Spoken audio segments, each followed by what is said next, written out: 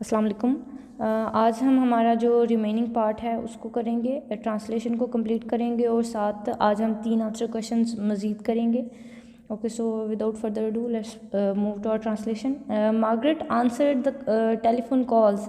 Margaret telephone कॉलों का जवाब दे रही थी। एंड बिटवीन द कॉल्स, और इन फ़ोन कॉलों के वक्फे के दौरान she stood watching the locus, वो खड़ी रहती और देखती रहती टिड्डियों को। द एयर वॉज डार्कनिंग, हवा में या फिर फ़िज़ा में तारीकी छा रही थी। अ स्ट्रेंज डार्कनेस, एक अजीबोगरीब किस्म की तारीकी। For the sun was blazing, क्योंकि सूरज तो चमक रहा था। द सन वॉज शाइनिंग और द सन वॉज ब्राइट। ठीक है, इसका आप सिनोनिम शाइन या ब्राइट करेंगे। It was like the darkness of veldt fire, ये इस तरह से महसूस हो रहा था कि ये जो तारीकी है ये it was the darkness of belt. Belt का मतलब होता है ग्रास लैंड। ठीक है, तो ये किसी जो मैदानों में लगी जो आग है उसकी मानद है। When the air gets thick with smoke, जब आग से जो जो स्मोक प्रोड्यूस होती है वो जब हवा में डिस्पर्स करती है, तो उस तरह की जो तारीकी होती है ये तारीकी कुछ उस किस्म की थी। The sunlight comes down distorted. Distorted का मतलब आप कर सकते हैं परवर्टेड और फॉल्सिफाइड। ठीक है, कि ये या फिर आप कह सकते हैं ऑल्टर्ड। ठीक है, because of the hurdles created by that smoke और क्रिएटेड बाय दोज लोकस। ठीक है, तो जो हवा, जो रोशनी है, जो सनलाइट है, जो सूरज की रोशनी है, वो बेसिकली वो मसख शुदा नीचे आ रही थी, वो पेनिट्रेट करके नीचे आ रही थी। उसके रास्ते में कोई ना कोई हर्डल थी और वो हर्डल्स 2 थी। ठीक है, the sky was dark because of 2 things, जो हम लोगों ने प्रीवियस लेक्चर में भी डिस्कस किया है। One is the huge amount of locust, and another thing is the smoke created by those आप कह सकते हैं bitter leaves। ठीक है, या wet leaves। तो वो कह रहा है कि the sun comes down distorted, the sunlight comes down distorted, सूरज की रोशनी मसक शुदा नीचे आ रही थी। A thick hot orange. ठीक है, और एक आप कह सकते हैं तहरीफ शुदा। ठीक है, या फिर ये जो रोशनी, थिक का मतलब होता है डेंस। ठीक है, तो ये रोशनी जो थी वो डेंस थी या आप कह सकते हैं घनी थी। और किस रंग की थी? And hot orange. ठीक है, और शोह नारंगी रंग की थी। ठीक है, ये जो रोशनी है ये एक तो गहरी है, घनी है, और दूसरी ये शोह ऑरेंज रंग की है, नारंगी रंग की है। Oppressive it was. ऑप्रेसिव का मतलब है, ऑप्रेसिव का आप करेंगे क्लोज। ठीक है, या बोझल। ठीक है, या एयरलेस। तो oppressive it was too with the heaviness of a storm, तो जो तूफ़ान की जो घुटन है उससे फ़िज़ा बोझल थी। ठीक है, the air was oppressed by the storm, आप कह सकते हैं with the heaviness of a storm. Heaviness means with the pressure of storm, तो उसकी वजह से जो हवा है वो आप कह सकते हैं कि वो बोझल थी उस स्टॉर्म की वजह से। Storm created by those locusts. ठीक है, the locusts were coming fast, जो टिड्डियाँ हैं वो तेज़ी से बढ़ रही थी। No half of the sky was darkened, अब आधे से ज़्यादा या निस्फ आसमान अब तारीकी में उसके ऊपर तारीकी मुसलत हो चुकी थी, या फिर उसके ऊपर तारीकी छा चुकी थी। Behind the reddish veils, veils का मतलब होता है कवरिंग। ठीक है, in front. Behind the reddish veils in front, सामने वाली जो सुर्खी माइल आड़ है या जो नकाब है उस लश्कर के जो सामने है basically, which were advance guards of the swarms, जो कि उस लश्कर के आप कह सकते हैं अव्वल दस्ता था। ठीक है, जो सुर्खी माइल आड़ आपको या नकाब आपको नज़र आ रहा है वो बेसिकली उसका फर्स्ट जो दस्ता है या जो अव्वल दस्ता है वो था। स्वाम लश्कर, ये जो लोकस होती हैं, जो टिड्डियाँ होती हैं, ये लश्कर में मूव करती हैं, ये क्लस्टर्स में मूव करती हैं एक जगह से दूसरी जगह। तो वो कह रहा है कि जो पहला उनका जो रेडिश वेल हमें नज़र आ रहा है वो तो एक्चुअली उनका पहला दस्ता है, गार्ड ऑफ स्वाम है। ठीक है, the main swarm showed in dense black cloud, और जो मेन स्वाम है, ये जो मेन लश्कर है वो, या फिर जो सबसे बड़ा लश्कर है वो तो गहरा घना काले रंग के बादल की तरह महसूस हो रहा है। ठीक है, वो इतनी तादाद में है। ये जो सुर्खी माल है ये तो सिर्फ और सिर्फ उनके गार्ड्स हैं, ये पीछे जो मेन लश्कर है वो तो स्याह घने बादल की सूरत में नज़र आ रहा है। Reaching almost to the sun itself, जो कि सूरज की बुलंदियों को छू रहा था। ठीक है, अब उसके बाद है मार्गरेट वॉज वॉन्डरिंग। यहाँ पे वर्ड वॉन्डरिंग है, वैंडरिंग नहीं है। वॉन्डरिंग का मतलब होता है पॉन्डर और सिंक। ठीक है, जो वैंडरिंग होता है उसका मतलब होता है रूमिंग अराउंड, तो इसको आपने मिक्सअप नहीं करना। Margaret was wondering what she could do to help. Margaret सोच रही थी कि वो उनकी क्या मदद कर सकती है। शी डिड नॉट नो, वो नहीं जानती थी कि वो उनकी मदद कैसे करे। देन अब came old Stefan from the lands. अब old Stefan was the father in law of Margaret, तो वो अब है कि शी डिडंट नो कि वो क्या करे, वो नहीं जानती थी कि वो उनकी मदद कैसे करे। देन अब came old Stefan from the lands. उसके बाद बूढ़ा स्टेफन जो है वो खेतों से वापस आता है। वी आर फिनिश्ड मार्गरेट, हम ख़त्म हो चुके हैं मार्गरेट, हम तबाह हो चुके हैं। Finished those beggars can eat every leaf and blade of the farm in half an hour. ये जो बेगर्स मतलब ये जो भिखारी हैं, ये जो टिड्डियाँ हैं, ये आधे घंटे में खेत के तमाम पत्ते पत्तियाँ चट कर सकते हैं। और अभी तो and it is only early afternoon, और अभी तो सिर्फ और सिर्फ दोपहर का आगाज़ हुआ है। Sorry for the disturbance. Okay, so Margaret then he said that if we make enough smoke make enough noise till the sun goes down. Okay, so if we make enough smoke, अगर हम ढेर सारा धुआं, काफ़ी सारा धुआं बना लें, एंड मेक इनफ नॉइज़, और खूब शोरगुल करें, till the sun goes down, हत्ता सूरज ग्रुप होने से पहले पहले, दिल सेटल समवेयर एल्स परहैप्स, तो वो कहीं शायद कहीं और जाकर अपना ठिकाना बना लें। एंड देन, और फिर गेट द कैटल गोइंग, ये जो भी आप कह सकते हैं नकारा है, ये इसको बजाते रहो। इस थर्स्टी वर्क दिस, ये बहुत प्यास लाने वाला काम है, ये जो भी काम हम कर रहे हैं। Looking out all the trees were queer and still all the trees were queer. Queer का मतलब होता है जो है ना, they are looking in a very odd manner. ठीक है, ऑड, क्वेयर का ऑड आप करेंगे, स्ट्रेंज करेंगे या अनयूजुअल कर सकते हैं। And still clotted with, clotted का आप करेंगे स्टिल एक्यूमुलेटेड विद। ठीक है, या स्टिल गैदर्ड विद और still are collected with this locusts. ठीक है, तो वो कह रहा है और लुकिंग आउट, जब वो नज़र दौड़ाती है, all the trees were queer and still, तो जितने भी दरख्त हैं वो सारे के सारे बहुत अजीब मंजर पेश कर रहे हैं। एंड स्टिल, और साकत दिखाई दे रहे हैं। क्लॉटेड विद इंसेक्ट्स, और आप कह सकते हैं वो लिपटे हुए हैं, या गुच्छों के गुच्छे जो है बेतरतीब अंदाज से लिपटे हुए हैं। Sorry, with insects their boughs weighed to the ground.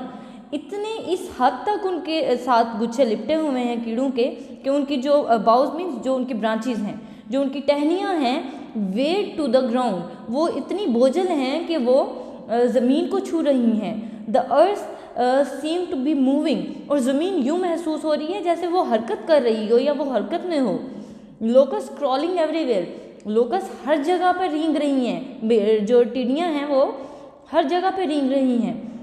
She could not see the lands at all, जो मार्गरेट है वो ज़मीन देख ही नहीं पा रही। सो थिक वाज द स्वाम, क्योंकि इतना घना या इतना गहरा लश्कर है टिड्डियों का कि मार्गरेट ज़मीन देख ही नहीं पा रही, और इस तरह से उसे महसूस हो रहा है जैसे ज़मीन ही चल रही है, हालांकि जो लोकस हैं वो मूव कर रही हैं।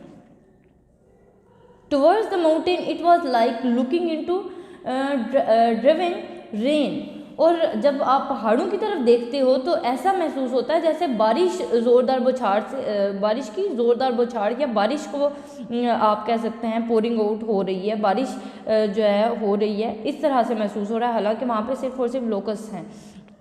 Even as she watched the sun was blotted out.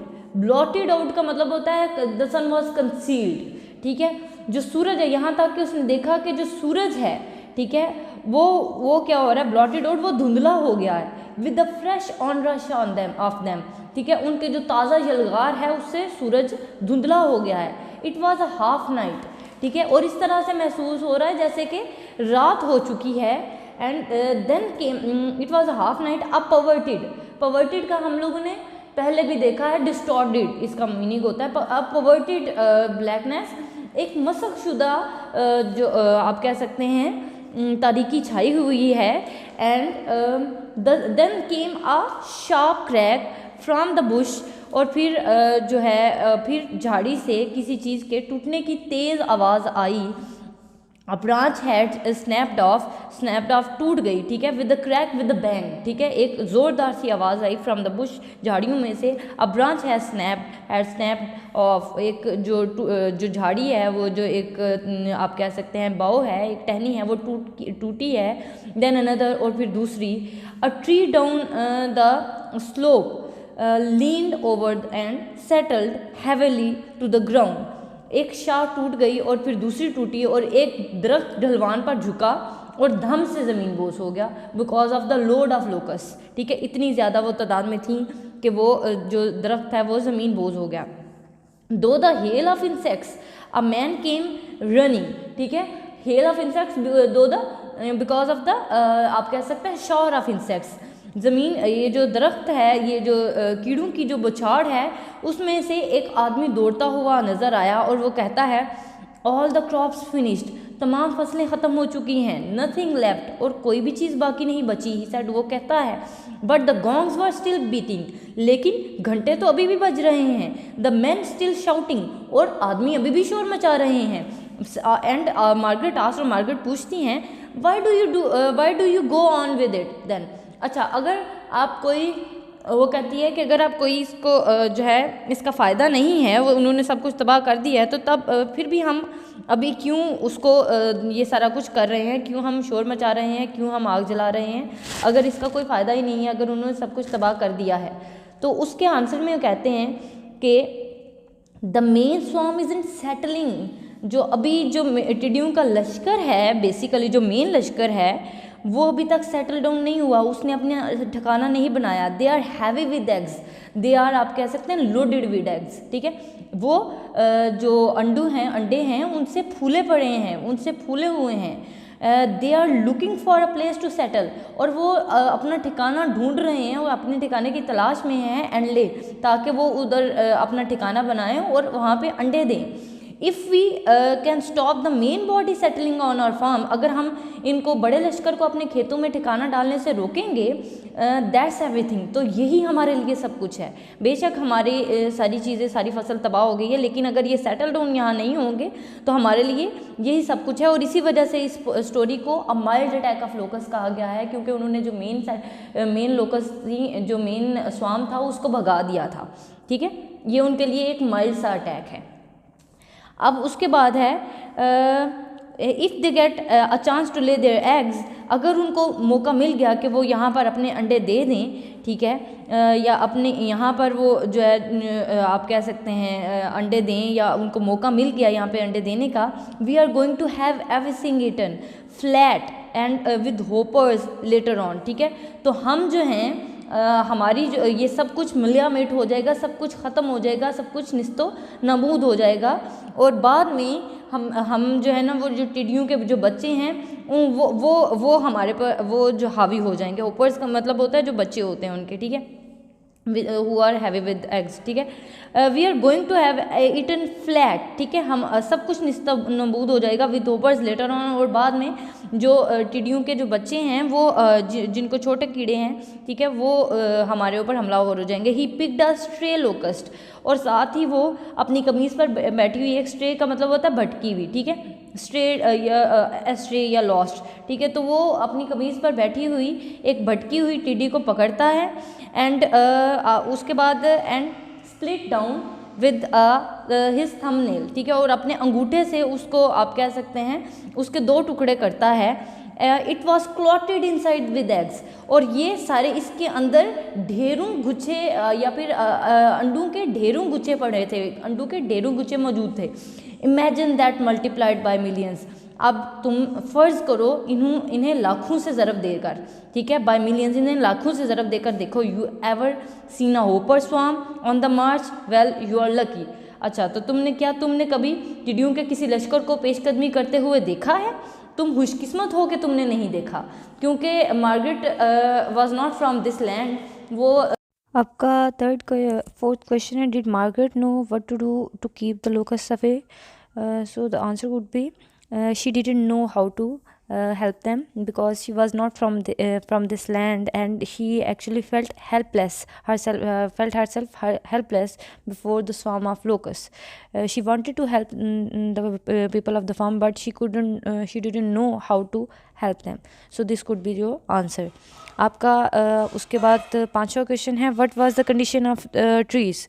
तो आप ये कह सकते हैं, the trees were loaded with locusts, and the tree actually looked queer, and they looked still, and they looked very odd. They were clotted with insects, and they were clotted with locusts, and their bows bent down to the ground due to the weight of the locusts. Okay, so your sixth question is, how did old Stephen treat the stray locust?